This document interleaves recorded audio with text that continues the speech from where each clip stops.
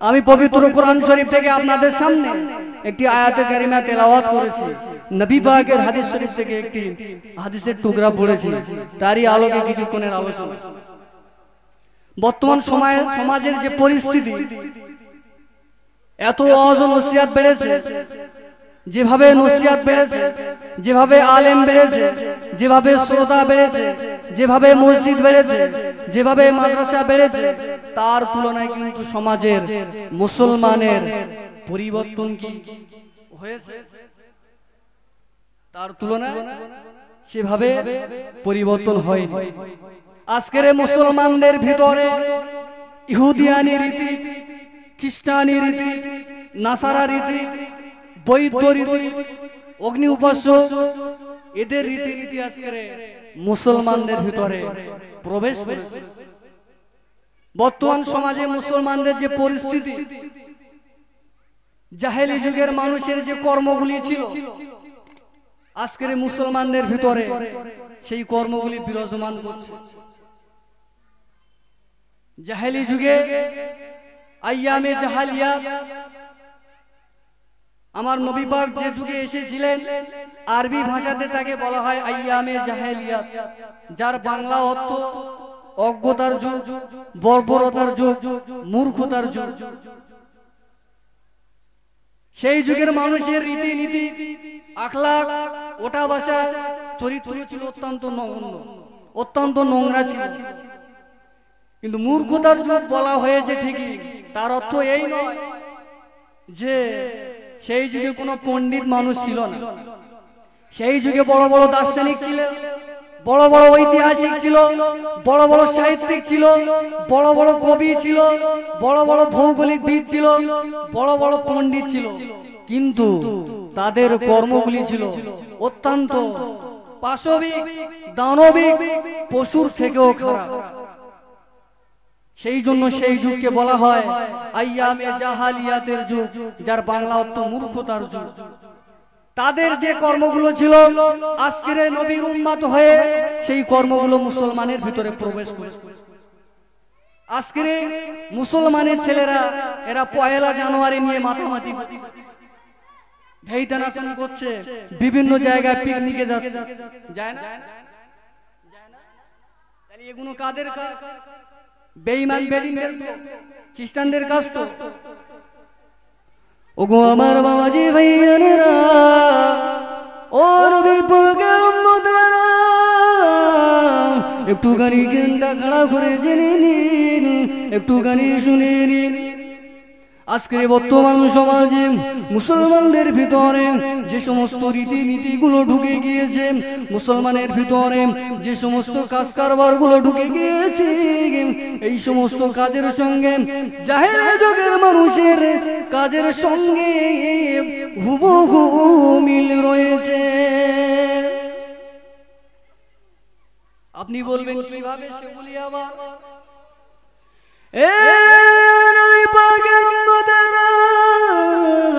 এক তারিখে আমার আপনার নবী দিন দুনিয়ার বড় শাহি হাবিবুল্লাহ জনাবে মুহাম্মদুর রাসূলুল্লাহ সাল্লাল্লাহু আলাইহি ওয়াসাল্লাম নবী আমার মসজিদে নববী শরীফে আছেন।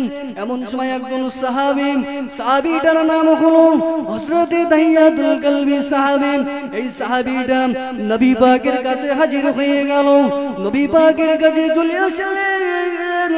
নবী পাককে লক্ষ্য করে বললেন, আসসালাতু ওয়াসসালামু আলাইকা ইয়া রাসূলুল্লাহ, আসসালাতু ওয়াসসালামু আলাইকা ইয়া হাবিবাল্লাহ। হুজুর, আমি আপনার মুহাব্বতের সাহাবী, হুজুর আমি দাহিয়াতুল কালবি, হুজুর আমি আপনার কাছে এসেছি, একটা প্রশ্ন নিয়ে এসেছি হুজুর। একজন সাহাবী, নামটি হলো হযরত দাহিয়াতুল কালবি সাহাবী। এই সাহাবী নবী পাকের কাছে আসলেন, এসে বলছেন, হুজুর আপনার কাছে আমার একটা বিশেষ প্রশ্ন আছে।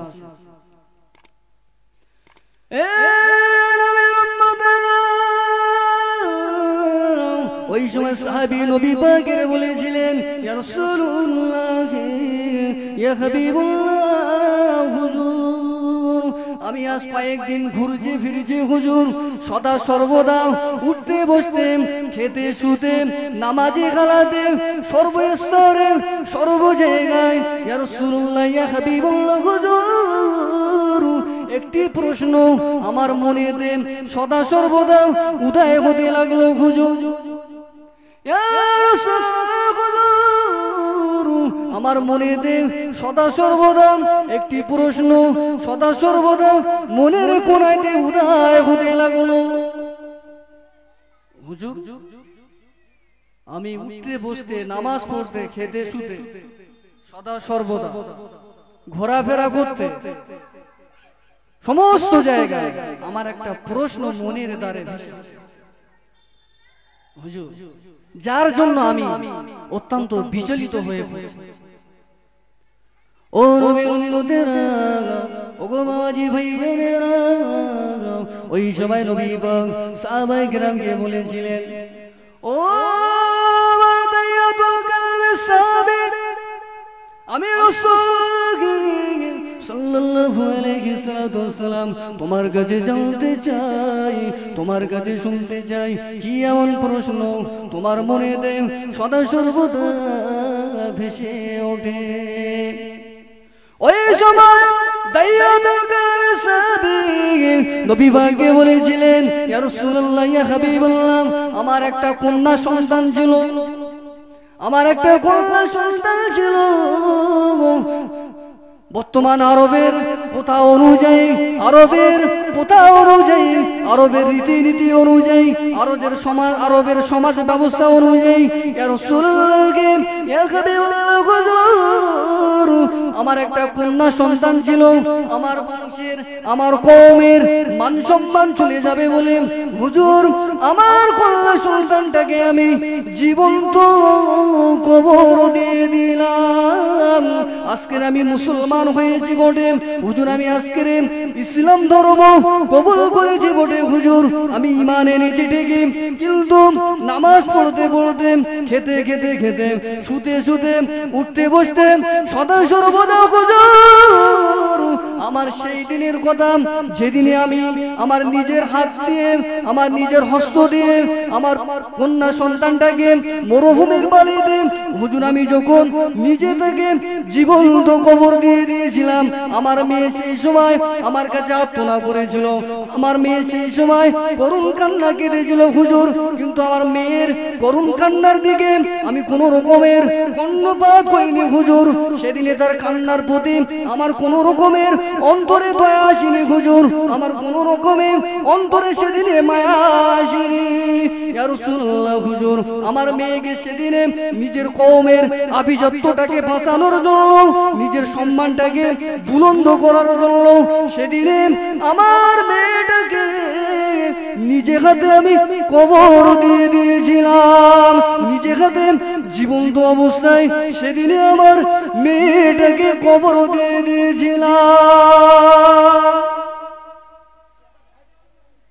হুজুর আমার মেয়েটাকে আমি নিজে হাতে সেদিনে কবর দিয়ে দিয়েছিলাম নিজে হাতে সেদিনে আমি দাফন করে দিয়েছিলাম তার কারণ হলো এটা আরবের প্রথা ছিল কারো কন্যা সন্তান হলে বড় লজ্জাকর ব্যাপার বংশের বদনাম হবে কওমের দুর্নাম হবে এরই ভয়ে আমি নিজেকে আত্মগোপন করে আমার কন্যা সন্তানটাকে সেদিনে নির্জন এলাকায় মরুভূমির প্রান্তে আমি সেদিনে তাকে জীবন্ত অবস্থায় দাফন করে দিয়েছিলাম কিন্তু সেদিনে আমার মেয়ে খুব করুণ কান্না কেঁদেছিল খুব আর্তনা করেছিল আমি সেদিনে তার করুণ কান্নার প্রতি ভুরুক্ষেপ করিনি আজকে আমি ঘুরছি ফিরছি তার সেই করুণ কান্নাটা আমার মনের কুহরে কর্ণ কুহরে আমার সদা সর্বদা আওয়াজটা ভেসে আসে হুজুর আমি আর থাকতে পারিনি হুজুর এটা আমি জীবনে সব থেকে বড় অপরাধ করেছি আজ আমি ইসলাম ধর্ম কবুল করেছি হুজুর আল্লাহ কি আমাকে কি ক্ষমা করেছে ও ভাইজানেরা, ওই সময় আমার আপনার নবী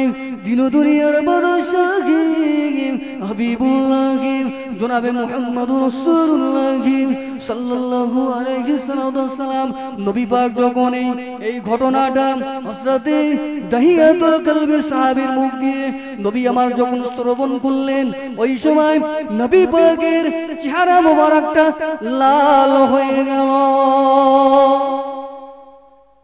নবী যখন কোনো বেদনাদায়ক ঘটনা শুনতেন বা কারো ঘটনা দ্বারা কারো কোনো ব্যবহারের দ্বারা কষ্ট পেত, তখন হুজুরের চেহারা মোবারক লাল হয়ে যেত। নবী যখন এই ঘটনা শুনলেন, নবী পাকের চেহারা মোবারক তখন লাল হয়ে গেল। নবী আমার সাহাবা হযরত দাইয়াতুল কলবি সাহাবী রাদিয়াল্লাহু তাআলা আনহু কে বলেছিল, ও আমার সাহাবী,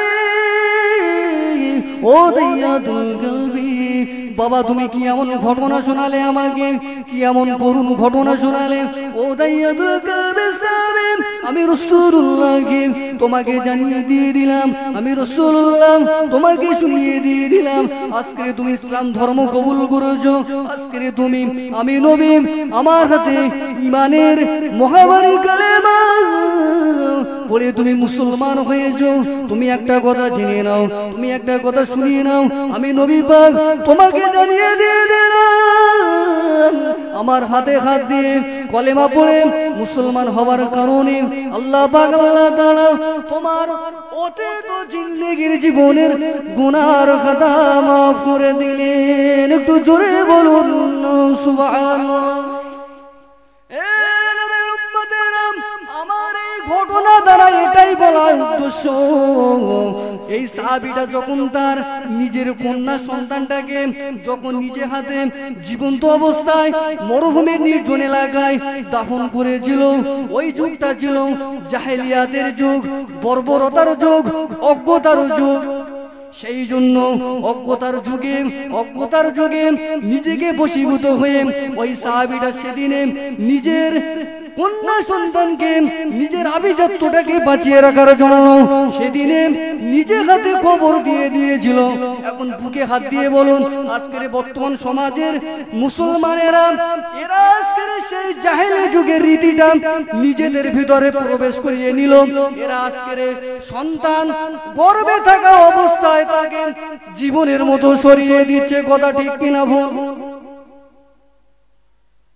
কথা ঠিক না ভুল? জাহেলি যুগের মানুষ এই সাহাবী, তখন তিনি জাহেলি অবস্থায় ছিলেন, জাহেলি যুগের মানুষ ছিলেন, তখন তিনি ইসলাম ধর্ম কবুল করেননি। তিনি না জানার ক্ষেত্রে সেই যুগে তার সন্তানটাকে তিনি নিজে হাতে নিজের আভিজাত্যটাকে বাঁচিয়ে রাখার জন্য, নিজের কওমের নিজের বংশের মর্যাদাটাকে বাঁচিয়ে রাখার জন্য নিজের সন্তানটাকে সেদিনে নিজে হাতে কবর দিয়ে দিয়েছিল। আজকের মুসলমানের ঘরে আজকের অঢেল দেখা দিচ্ছে, এরা সন্তানকে দুনিয়ার বুকেতে আসতে দেওয়া তো দূরের কথা, পেটে থাকা অবস্থায় শেষ করে দিচ্ছে। তাহলে বলুন, জাহেলি যুগের মানুষের সঙ্গে বর্তমান মুসলমানের তফাৎটা কি রইল? কথা বুঝে আসেন? ওগো আমার বাবাজি ভাইয়ারা, ভুল আমার বুঝবেন না। আজকের এখানে মাহফিল হচ্ছে, মুসলমানের ছেলেদের পাত্তা পাওয়া যায় না। ইংরেজি মাসের আজকের 2রা জানুয়ারি রাস্তাঘাটে চলা যায় না। মুসলমানের ছেলেরা বিভিন্ন জায়গায় পিকনিক করতে যাচ্ছে। এই রীতিটা হলো খ্রিস্টানদের রীতি। নবী আমার হাদিস শরীফের ভিতরে জানিয়ে দিলেন, কোন মুসলমান আমার কোন যদি কোন বেঈমানদের রীতিনীতিকে অনুসরণ করে, আমি নবী মুহাম্মদুর রাসূলুল্লাহ সাল্লাল্লাহু আলাইহি সাল্লাম জানিয়ে দিয়ে দিলাম, ওই মানুষটার হাসর হবে ওই বেঈমান বেদিনের সঙ্গে ওই মানুষটার হাসর আমি নবী আমার সঙ্গে হবে না, আমার সাহাবায়ে কিরামদের সঙ্গে তার হাসর নাসর হবে না, আল্লাহর ওলিদের সঙ্গে হবে না। ওই বেঈমানদের রীতিনীতি অনুসরণ করবার কারণে ওর হাসর নাসরটা বেঈমানের সঙ্গে হবে। মুসলমানের ছেলেরা মশলার কিতাবে ভিতরে এসেছে, শুধু তাই নয়, মুসলমানের ছেলেরা যদি পয়লা জানুয়ারি করে, পয়লা জানুয়ারি করতে গিয়ে যে সমস্ত মদ খায়, যে সমস্ত আপনার খাদ্যটা কিনে খায়, ওই খাদ্যটা যদি হালালও হয়, যদি ওই মুহূর্তে ওই খাদ্যটা হালাল টাকার উপর দিয়ে কিনবার পরেও ওই টাকাটা হারাম হয়ে যাবে, ওই খাদ্যটা হারাম হয়ে যাবে। ওই খাদ্যটা খেয়ে নিলে তার থেকে যদি এক ফোঁটা রক্ত তৈরি হয়, আর ওই রক্ত দিয়ে যদি এক টুকরো গোশত তৈরি হয়, ওই গোশতটা তার শরীরে যতদিন থাকবে ততদিন তার নামাজ আল্লাহর দরবারে কবুল হবে না। শুধু তাই নয়, শুধু তাই নয়, ওই অবস্থায় যদিও মারা যায়, বিনা তওবায় যদি মারা যায়, বিনা তওবায় যদি মারা যায়, ওর ঠিকানা হবে এই জাহান্নামে।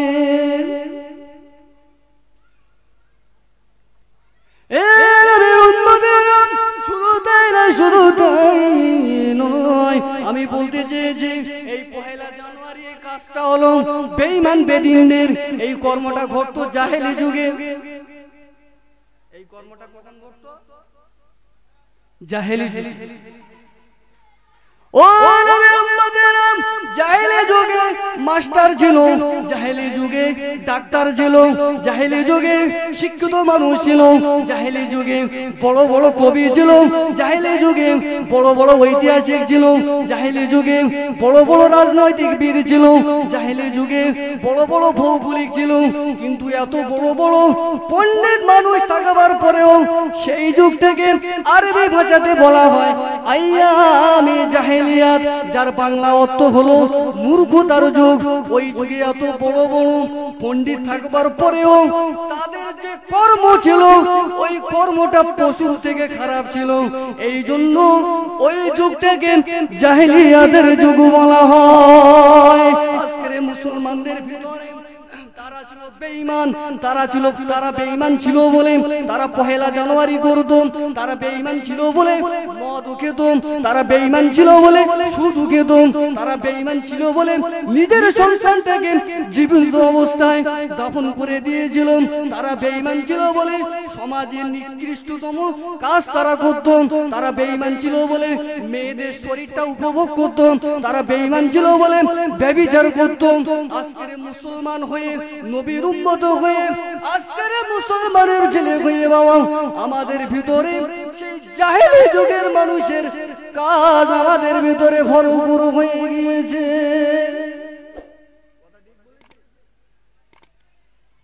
কথা ঠিক বললাম?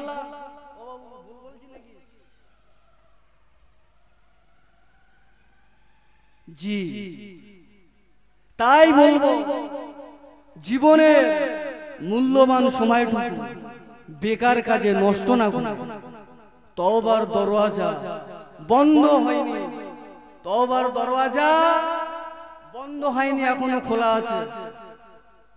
তাই বলছি নির্দিষ্ট সময়ে একের পর এক আলেম ওলামাগণ আসবেন, আপনারা তানাদের মুখ দিয়ে মূল্যবান নসিহত শুনবেন, বাকি জিন্দেগিটা আমলে জিন্দেগি তৈরি করুন।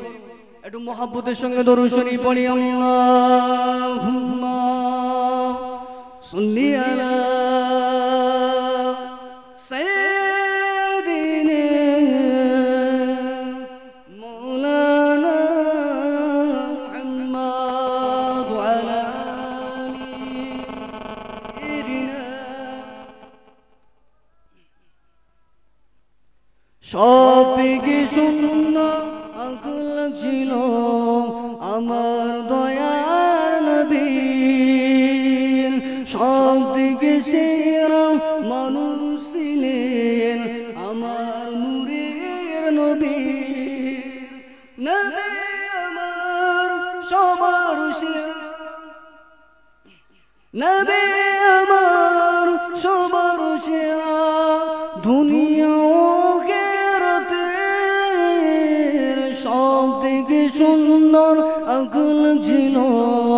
আমার দয়ার নবী সব থেকে সেরা মানুষ ছিলেন আমার নূরের নবী দুরূদ আল্লাহুম্মা